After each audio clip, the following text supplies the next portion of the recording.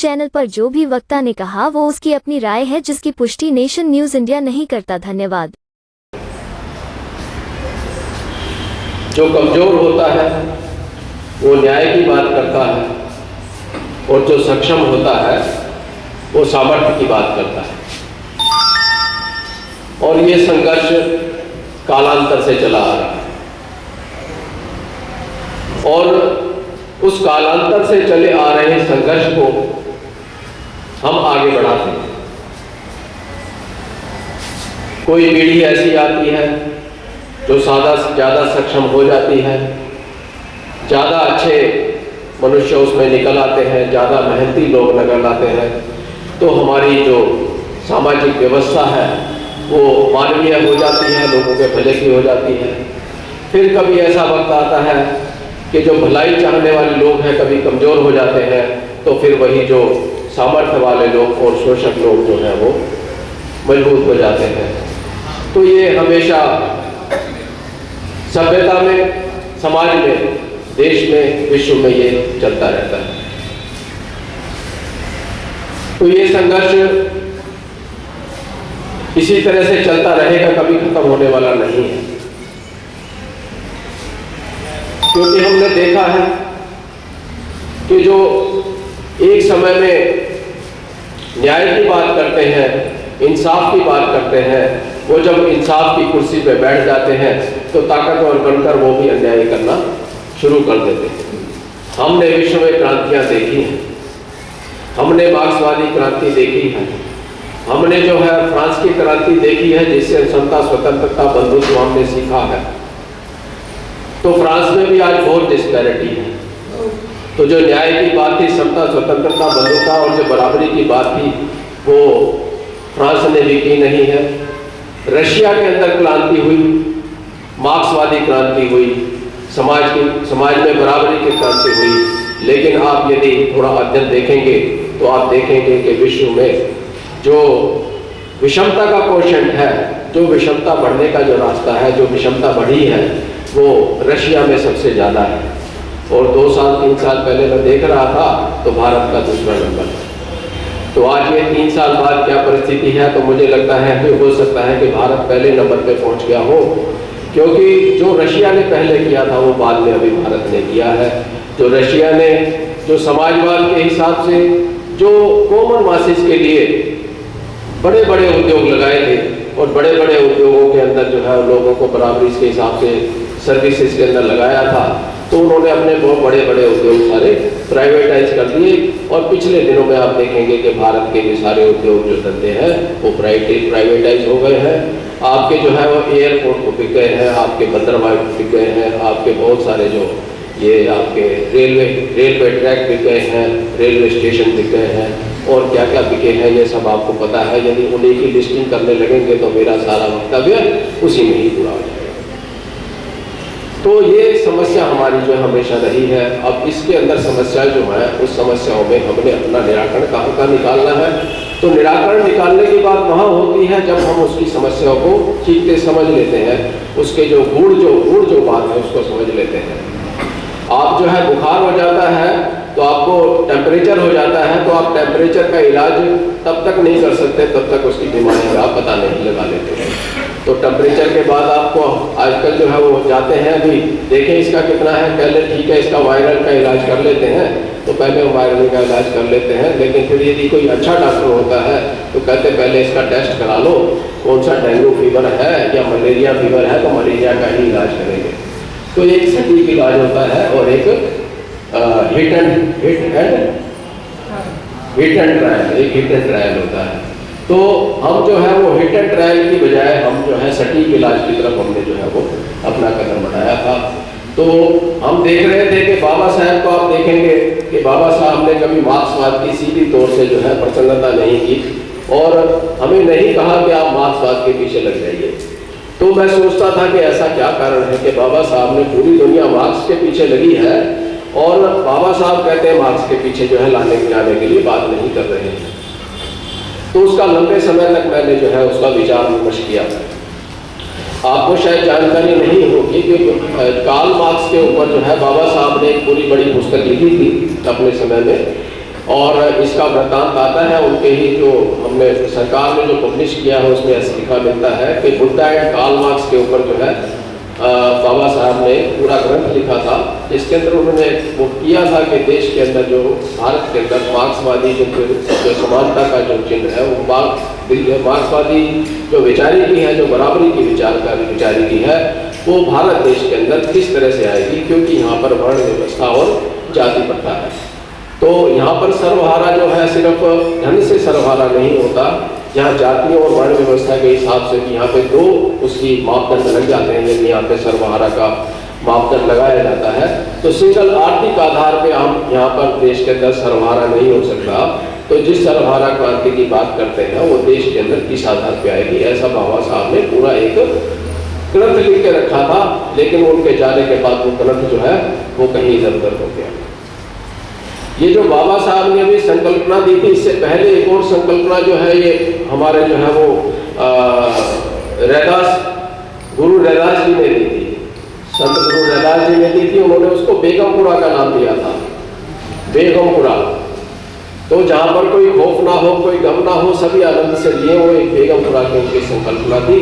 तो उनका जो साहित्य था, उनका साहित्य जो है उनके मर्डर के बाद उनका साहित्य उनका भी जला दिया गया। तो ये वो क्या संकल्पना उस समय की बेगमपुरा के रही और जो बाबा साहब की क्या संकल्पना रही होगी, इन दोनों के ऊपर चिंतन करते हुए मैंने मध्यम मार्ग निकाला है कि आप जब पूंजीवाद के अंदर आते हैं तो पूंजीवाद के अंदर चंद आदमियों के हाथ में सारी सत्ता आपकी चली जाती है और आपके पास कुछ जीवन जीने के लिए धन संसाधन आपके पास बचते नहीं। दूसरी तरफ मार्क्सवाद की फिलोसफी है, वो कहती है कि आपने अपने सारे हकूक जो एक सरकार के हवाले कर दो। तो जब सरकार के हवाले हो जाते हैं तो सरकार चलाने वाले भी 2-4 लोग या कुछ लोग होते हैं, चंद लोग होते हैं। तो मैं सोचता था कि ये जो है ये चंद लोगों के हाथ में और ये चंद लोग नालायक हो जाएंगे तो फिर ये कॉमन मासेस का क्या होगा। तो ये तो हो सकता है कि जब पूंजीवाद के अंदर थोड़ा बहुत हमारे पास रह भी जाता है, लेकिन ये समाजवाद में तो हमारे पास कुछ भी नहीं रहता कॉमन मासेस के पास। और जब समाजवादी के अंदर जब वो ऊपर बैठा आदमी है वो नालायक हो जाए और शोषण करने लगे तो फिर वो आम जनता क्या करेगी। तो जो चेक्स एंड बैलेंसेस का एक जो सभ्य समाज होता है, वो सभ्य समाज के अंदर चेक्स एंड बैलेंसेस होते हैं कि यदि एक आदमी नालायकी करे तो दूसरा आदमी जो उसको दूसरा पक्ष जो है उसको रोक सकता है। तो जो हम आज हमारे ये 5 चिन्ह है इसके अंदर, तो भारत में जो है वर्ण व्यवस्था के विषय में मैं आपको जो बाबा साहब का व्यू था, उस बाबा साहब का जो व्यू था उस व्यू को बिल्कुल पलट दिया गया है। इसमें कहाँ से ये बीमारी शुरू हुई है, किसने शुरू की है, लेकिन ये जो बाबा साहब के नाम पे हम कहते हैं कि रोटी बेटी का संबंध जो है वो इस समस्या को सोल्व कर देगा।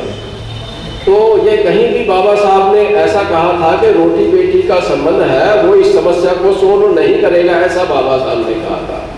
लेकिन मैं हिंदी की जितनी पुस्तकें पढ़ता हूँ, देखता हूँ, उसके अंदर ये लिखा हुआ मिलता है कि बाबा साहब ने कहा था कि रोटी बेटी का संबंध ही नहीं, वेद शास्त्रों की मान्यता रद्द करने से जो है ये व्यवस्था सोल्व होगी। लेकिन बाबा साहब ने कहा था कि रोटी बेटी के संबंध से नहीं, बल्कि वेद शास्त्रों की मान्यता रद्द करने से ये समस्या सोल्व होगी, क्योंकि ये समस्या वेद शास्त्रों में पैदा की हुई है। अभी आप सब जो है जानकार हैं, आप जानते हैं कि जो कहा जाता है कि ऋग्वेद के अंदर पुरुष सूक्त है, वो पुरुष सूक्त के अंदर कहा है कि सिर से ब्राह्मण पैदा हुआ, बाजुओं से क्षत्रिय पैदा हुआ, कमर से जो है वैश्य पैदा हुआ, पैरों से शूद्र पैदा हुआ। और जो आजकल हम अछूत कहे जाते हैं वो कहाँ से पैदा हुए, वो तो नेचुरल पैदा है। तो हमें जो है यदि हम दूसरे दृष्टिकोण से देखने हैं तो हमें शूद्र और आदिवासी जो है इस वर्ण व्यवस्था का हिस्सा नहीं है, तो क्योंकि इन्होंने वर्ण व्यवस्था को कभी स्वीकार नहीं किया। और एक बात और मैं आपके सामने रखना चाहता हूँ, वो ये है कि ये जो वर्ण व्यवस्था है ये देश की नहीं है, ये देश में पैदा नहीं हुई। यही वर्ण व्यवस्था जो है वो 385 ईस्वी पूर्व एक ग्रंथ मिलता है, प्लेटो की रिपब्लिक। प्लेटो एक यूनान के दार्शनिक हुए हैं, जो सुकरात का आपने नाम सुना होगा। सुकरात के चेले थे प्लेटो, प्लेटो के चेले थे अरस्तु, और अरस्तु के चेले थे सिकंदर। तो ये इस तरह से 4 हैं। और सिकंदर के बाद फिर क्योंकि उसने जो है वो दार्शनिक नहीं रहा, वो लड़ाका के अंदर आ गया था, तो वो उसके बाद कोई इसमें लाइन नहीं बनती है। तो प्लेटो की रिपब्लिक 385 ईस्वी पूर्व के अंदर छपी थी। उसके अंदर उन्होंने समाज को कैसे चलना चाहिए तो उन्होंने 3 वर्णों के अंदर विभाजन किया था। और उस समय का आप समय देखेंगे तो उस समय जो समाज की व्यवस्था थी और अर्थव्यवस्था जो थी, उस समय बार्टर सिस्टम हुआ करता था। आज जिसको हम कह देते हैं कि व्यापारी वर्ग, उस समय व्यापारी नहीं हुआ करता था। तो उस समय 3 ही तरह के काम होते थे। एक तो जो है वो धार्मिक काम हो जाता था, जो मानसिक काम कह लीजिए। दूसरा एक लड़ाका वर्ग होता है, जो क्षत्रिय वर्ग जिसको कहते थे, जो राजशाही चलाता था। और तीसरा वर्ग होता था जो है वो खेती बाड़ी और पशुपालन वगैरह करता था। तो व्यापार का हमारा जो सिस्टम आप भी देखे होंगे, आपने जिसने अभी 40, 50, 60, 70, 80 साल पहले देखे होंगे, तो आपने देखा होगा 50-60 साल पहले जो है गांव के अंदर जो है वो अनाज देके और चीज़ें खरीदी जाती थी। तो बार्टर तो 385 ईस्वी पूर्व जो है, तो हमारी जो अर्थव्यवस्था का जो व्यापारिक तंत्र है, वो व्यापारिक बाजारीकरण जो है वो बहुत कम था, बाजारीकरण नहीं था। तो आज हम इसको जो बाजारीकरण से जुड़े हुए लोग हैं उनको हम वैश्य मान लेते हैं, तो ऐसा नहीं है। उस समय जो कॉमन जो मैनुअल काम करते थे वो वैश्य बनते हैं। तो साथियों, ये जो वर्ण व्यवस्था है, तो बाबा साहब ने एनिहिलेशन ऑफ कास्ट में कहा है कि आप इसके लिए उचित कानून बनाना पड़ेगा। आपको वेद शास्त्रों की मान्यता रद्द करनी पड़ेगी। जब जिसके आधार है वो वेद शास्त्र है। वेद शास्त्रों के अंदर पुरुष जैसे मैंने बताया, इसी तरह से गीता के अंदर भी कहते हैं कि मैंने गुण कर्मों के आधार पर 4 वर्णों की रचना की है। गीता में कहा जाता है 4 वर्णों की गुण कर्मों के आधार पर रचना की है। अभी कौन से गुण कर्म उन्होंने देख लिए थे वो तो जाने। तो मैं सिर्फ इस विषय में ये कहना चाहता हूँ कि हमने समाज के लिए जो व्यवस्था देखते हैं कि अच्छी व्यवस्था है, और अच्छी व्यवस्था को समाज स्वीकार नहीं करता है, तो हम समाज के ऊपर जो है डंडा चलाते हैं। तो समाज को हम जो है उसको डंडा चलाते हैं कि आपको ये व्यवस्था माननी पड़ेगी, आपके भले की है। बच्चा जब दवाई नहीं खाता है और हम देखते हैं कि उसको दवाई जरूरी है, तो हम उसको जो है जबरदस्ती हाथ पैर पकड़ के उसको दवाई खिलाते हैं कि जबरदस्ती तो दवाई खाओ। तो जब हम देखते हैं कि वर्ण व्यवस्था और जाति प्रथा से हमारा समाज जो खराब हो रहा है, तो हमें भी समाज को जबरदस्ती दवाई खिलानी चाहिए इसकी सही दवाई। तो इसकी सही दवाई यही है कि जो बाबा साहब ने कहा था कि वेद शास्त्रों को अंदर डायनामाइट लगाओ, इनकी मान्यता रद्द कर दो, इनको बंद कर दो। तो हमने सती प्रथा के खिलाफ कानून बनाया कि जो भी सती करेगा उसको हम दंड देंगे। हमने बंधुआ मजदूरी के खिलाफ लगाया कि आप जो बंधुआ मजदूर रखेगा उसको हम दंड देंगे। हमने जो बाल विवाह के ऊपर प्रतिबंध लगाया कि जो बाल विवाह करेगा जो उसको भी हम नहीं करने देंगे। तो इसी तरह से दूसरे भी कानून है। हमने अस्पृश्यता के लिए कानून बनाया कि जो छुआछूत को जो व्यवहार करेगा उसको करेंगे। तो आज भी हम इसी तरह से हमें इसके लिए भी एक राष्ट्रीय कानून बनना चाहिए कि जो वर्ण व्यवस्था का प्रचार प्रसार और विवाह करेगा, जो वर्ण व्यवस्था का इसकी पैरवी करेगा, इसका प्रचार प्रसार और इसके हिसाब से व्यवहार करेगा, उसको दंड दिया जाएगा। तो इसका एक बड़ा, जब इसको एक ही बात को जब एक्सप्रेस उसको करते हैं, लाज करते हैं, तो उसमें कई पहलू निकल आते हैं। सभी पहलुओं में मैं नहीं जाना चाहूँगा, लेकिन सिर्फ यही है कि जिस सोसाइटी को हम अच्छा बनाना चाहते हैं और उसको अच्छा बनाने के लिए हमें रेगुलेट करना चाहिए। आज अभी बात चल रही है यूनिफॉर्म सिविल कोड। तो यूनिफॉर्म सिविल कोड, आपकी वर्ण व्यवस्था के रहते हुए आप यूनिफॉर्म सिविल कोड की बात कैसे कर सकते हैं? यदि आपको यूनिफॉर्म सिविल कोड चाहिए तो आपको यूनिफॉर्म में धर्म के अंदर, आपके धर्म के अंदर, समाज के अंदर यूनिफॉर्मिटी लानी पड़ेगी। तो आपको जो है इससे पहले यूनिफॉर्म सिविल कोड की बात करने से पहले आपको वर्ण व्यवस्था के अंत करने की बात कहनी पड़ेगी कि आपको वर्ण व्यवस्था को अंत करने का कानून पहले लाना पड़ेगा, फिर आप यूनिफॉर्म सिविल कोड की बात कीजिए। आप समाज को यूनिफॉर्म बनाइए। आपके जो है जो इतने जो 50 लाख से 1 करोड़ मंदिर बैठे हुए हैं, उसके अंदर एक ब्राह्मण जो है उसके अंदर पूजा पाठ करता है और मलाई चाट रहा है, तो इसको आपको बंद करना पड़ेगा। ये जो यूनिफॉर्मिटी लानी है, तो मंदिरों का आधिपत्य जो है वो बंटवारा करना पड़ेगा देश के लोगों के बीच में। यदि देश के बीच लोगों के बीच में आप मंदिरों की संपत्ति का बंटवारा नहीं करते हैं, तो यूनिफॉर्म सिविल कोड भूल जाइए। ये आपकी दादागिरी जो इस तरह से नहीं चलने दी जाएगी। तो तो साथियों, ये इसीलिए हमने ये 5 जो रखे हैं, ये ट्रांसफॉर्मेशन ऑफ सोसाइटी के लिए रखे हैं। मैं बेगमपुरा की बात कर रहा था, तो वो बेगमपुरा का कॉन्सेप्ट जो है वो भी इसी तरह से है। और आपका जो बुद्ध की जो फिलोसफी है, तो अब मैं बात कर रहा था कि बाबा साहब ने बुद्धा एंड कार्ल मार्क्स का कंपैरिजन किया है। तो उन्होंने देखा कि ये जो कार्ल मार्क्स है, वो कार्ल मार्क्स तो बुद्ध की फिलोसफी को ही कर रहा है, लेकिन अधूरी कर रहा है। कि कार्ल मार्क्स कहता है धर्म की जरूरत नहीं है, और बुद्ध कहते हैं धर्म की जरूरत है, धर्म के साथ आपको चाहिए। तो बाबा साहब कहते हैं कि ये जो बुद्ध की जो समाजवाद है, वो कार्ल मार्क्सिक समाजवाद से ज्यादा अच्छा है। क्योंकि बुद्ध ने जो संघ की स्थापना की, तो बुद्ध के संघ के अंदर जो भिक्षु लोग थे, वो भिक्षु लोगों को क्या क्या रखने के लिए दिया। वो भिक्षु लोगों को उन्होंने कुछ नहीं कहा कि आपको कुछ नहीं रखना है, आपको निजी संपत्ति कुछ नहीं होगी। अब वो 8 चीजें उसके लिए रखी जाती हैं, मेरे को उसका नाम वो आता तो है नहीं, पूरा क्या क्या नाम है उनका।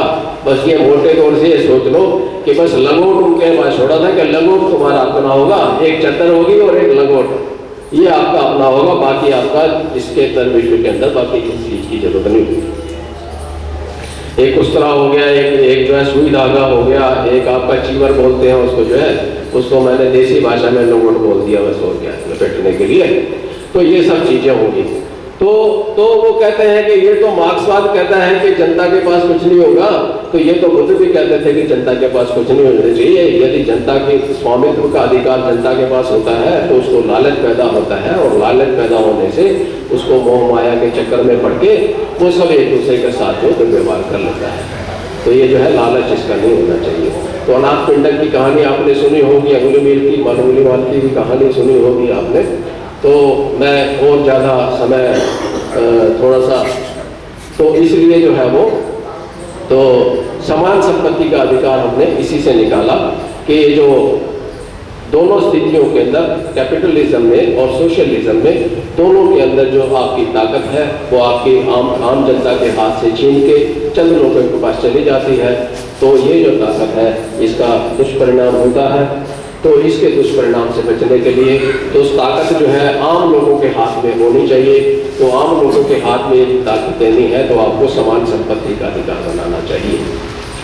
तो आप जो है परिवार के अंदर हमने स्वीकार कर लिया है कि परिवार के अंदर पहले बेटियों को उसमें नहीं दिया जाता था, हिस्सा नहीं दिया जाता था, तो हमने बेटियों का हिस्सा भी स्वीकार कर लिया, बेटों का और बेटियों का हिस्सा स्वीकार कर लिया। एक परिवार के अंदर हम जो है मिलजुल के खुशी खुशी जो है एक दूसरे की जरूरतों को पूरा करते हैं। तो इसी तरह से देश में भी हर एक व्यक्ति की, हर एक कौम की जरूरतों को पूरा होना चाहिए। तो अभी एक बात इसके अंदर आती है, यदि समान संपत्ति समान संपत्ति की आप बात करेंगे, तो ये बंटवारा कैसे होगा? तो ये बंटवारा कैसे होगा? तो ये एक व्यवहारिक चीज है। आप अधिकार हो जाती है, जो अधिकार की चीज होती है, वो जरूरी नहीं है कि आप उसको बंटवारा करते हैं। आप एक घर में रहते हैं, घर में सबकी हिस्सेदारी आपने मान ली है, सभी उसको यूज करते हैं, और जिसकी जैसे जरूरत होती है मिनिमम उसको दे देते हैं, बाकी जो उसके पास पड़ा रहता है।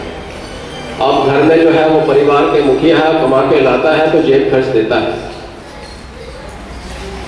बच्चे को जेब खर्च देता है, बीवी को जेब खर्च देगा, बच्चों को जेब खर्च देगा, और जो घर चलाने के लिए कुछ करेगा। तो ये समाज, ये जो देश के अंदर जो समान संपत्ति का अधिकार तो हो गया, लेकिन इसको अधिकार को हमने इस तरह से जो है वो उसको फिजिकली बांटने की जरूरत है। तो जितने अधिकार की संपत्ति होती है, जिसके अधिकार की बात होती है, उसके ऊपर हम जो है ब्याज या किराया ले लेते हैं। आप यदि पड़ोसी के घर के अंदर रहना उसको कहते हैं पड़ोसी से कि भाई जो है आपका घर मैं ले लेता हूँ, तो उसको घर में रहने का आपको जो है किराया वगैरह देते हैं। तो किसी दूसरे की धन दौलत आपके पास होती है, तो आप उसको किराया या उसका ब्याज देना होता है। तो सिर्फ यही है। तो इसके अंदर फिर मैं समान संपत्ति की बात के ऊपर, यदि एक के हक की संपत्ति किसी दूसरे के हक में है, तो किसी दूसरे के हक में जो संपत्ति रखी है उसको 3% उसको उसका ब्याज भुगतान कर दे, तो ये जो एक व्यवस्था ठीक हो जाएगी। तो साथियों, मैं सारी डिटेल में जो है, एक लंबा सब्जेक्ट है ये, बाकी मैं दूसरे साथियों के मैं छोड़ देता हूँ इसको, लेकिन कुल मिला के मैं ये कहना चाहता हूँ कि ये हमारा जो कॉन्सेप्ट है, ये हमने जो है मेरा अपना कॉन्सेप्ट नहीं है। ये बाबा साहब का कॉन्सेप्ट है, ये फूले का कॉन्सेप्ट कह सकते हैं इसको। ये जो है और ज़्यादा पीछे जाएंगे तो तथागत बुद्ध का मध्यम मार्ग है। ये तथागत बुद्ध का मध्यम मार्ग है और इससे जो है पूरी ट्रांसफॉर्मेशन ऑफ सोसाइटी हो जाती है। मैं बाद के जो है बाद में छोड़ देना चाहूँगा। तो समान संपत्ति में जो है 3% यदि ब्याज यदि उसको दिया जाता है तो ये जो है ट्रांसफॉर्मेशन हो जाएगी। अभी हमने और इसके अंदर थोड़ा सा फिगर के हिसाब से आपको बताऊं तो हमने देखा है कि एक आदमी के हिस्से के अंदर आज की हालत के अंदर 60 लाख की संपत्ति का हक आता है। प्रति व्यक्ति देश की धन दौलत, निजी धन दौलत को यदि हम डिवाइड करते हैं पॉपुलेशन के अंदर तो एक व्यक्ति के हिस्से में 60 लाख रुपए की हिस्सेदारी आती है। तो सरकार जो है ये तो डिक्लेयर नहीं करती है कि हिस्सेदारी हमारी संपत्ति की कितनी है, लेकिन जो हमारे ऊपर देश के ऊपर जो कर्ज है वो कर्ज के हिसाब से तो पेपरों में आप देख लेते होंगे कि एक देश में प्रति व्यक्ति जो है इतना कर्जा हो गया है। लेकिन कभी पेपर में आपको ये पढ़ने को नहीं मिला होगा कि देश में प्रति व्यक्ति संपत्ति कितनी हो गई है, क्योंकि संपत्ति वाले लोग जो है ये पेपर और ये सब जो है संपत्ति वालों के ही है, उनके चलते हैं। तो यदि वो उनकी अपनी संपत्ति बनाने लगेंगे तो फिर उनकी जो है संपत्ति का बंटवारा की बात भी शुरू हो जाएगी। तो इसलिए वो चुप रहते हैं। तो जहाँ वो चुप रहते हैं वहाँ पे हमें बोलना पड़ता है। जहाँ सक्षम आदमी चुप हो जाता है वहाँ पे जो है निर्बल व्यक्ति को न्याय के लिए बोलना पड़ता है। तो ये 60 लाख की संपत्ति एक हिस्से के अंदर आती है। तो यदि एक आदमी को यदि बिल्कुल उसका इनकम और कुछ भी नहीं है तो उसको 3% का ब्याज दिया जाएगा। तो 1,80,000 रुपया प्रत्येक व्यक्ति के हिस्से में इसके ब्याज में हो जाते हैं। अभी इसके पीछे आपको लगेगा कि ऐसा क्यों, कि हम ये बात ऐसा क्यों करते हैं। ऐसा हम इसलिए करते हैं कि एक प्राकृतिक न्याय का सिद्धांत है।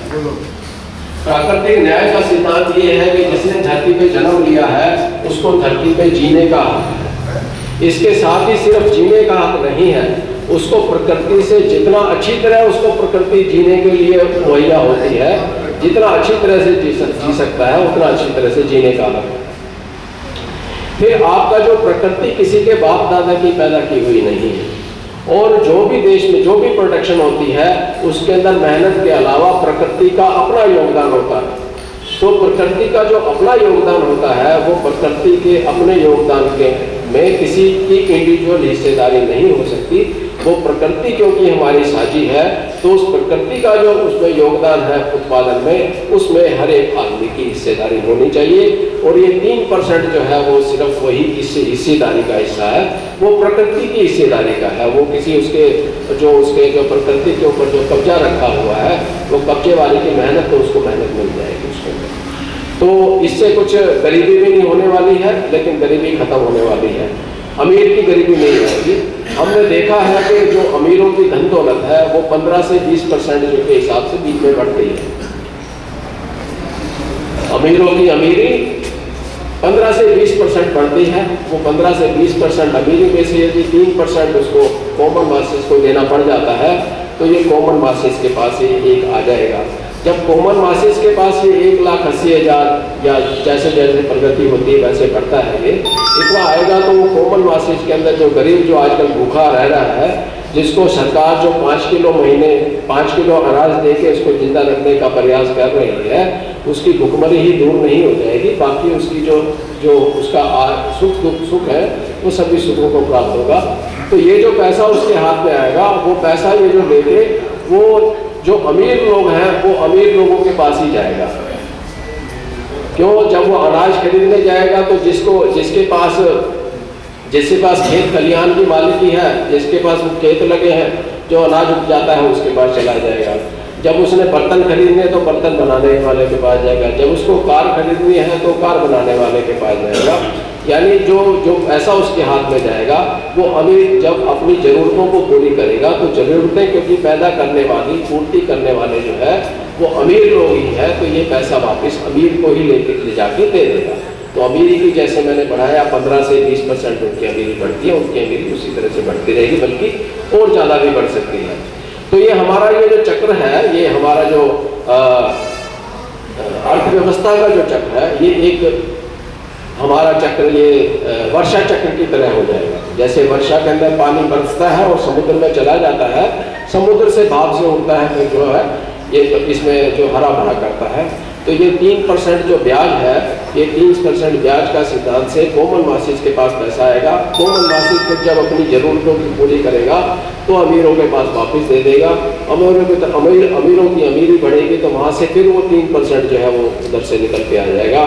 तो ये चक्र जो है कैसा बनेगा कि ये जो है चक्र एक बेगमपुरा राष्ट्र की स्थापना करेगा। मैं 3 साल पहले जो है इसका मैं बेगमपुरा की जो कॉन्सेप्ट मेरे दिमाग में आया था और मैं चाहता था, मैं सोचता था कि ये सब जो है वो मैं नॉर्थ इंडिया के अंदर जो हिंदी बेल्ट है वो हिंदी बेल्ट को तो मैं थोड़े समय में समझा लूँगा, लेकिन ये जो क्योंकि विदेशी भाषा मेरे को आती नहीं है, क्योंकि हमारा साउथ जो है हमारे लिए तो विदेश जैसा ही है। तो मैं सोचता था कि हमारा जो है तमिलनाडु है, कर्नाटका है, आंध्र प्रदेश वगैरह जो है जहाँ पे हिंदी भाषी कम है, तो उनको समझाने के लिए मैं क्या करूँगा। तो मुझे बड़ी खुशी है कि वो ये जो कॉन्सेप्ट है वो वहाँ से भी चालू हो गया है। मुझे अभी कुछ पिछले हफ्ते ये पता लगा कि वो कॉन्सेप्ट जो है वो पीछे से चालू हो गया है।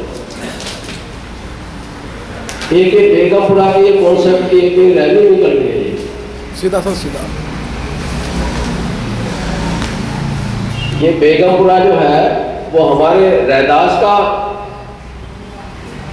कंसेप्ट था और ये अभी ये मिस्टर द्रविड़ है, मल्ला है, जीवन मल्ला। ये जीवन मल्ला इनको हिंदी नहीं आती है, ये तमिलनाडु के हैं और ये तमिलनाडु के व्यक्ति जो है वो बेगमपुरा के लिए यात्रा कर रहे हैं देश के लिए। तो यदि तमिलनाडु वाला रैदास के बेगमपुरा की बात करता है तो ये कुछ बचा नहीं है अभी।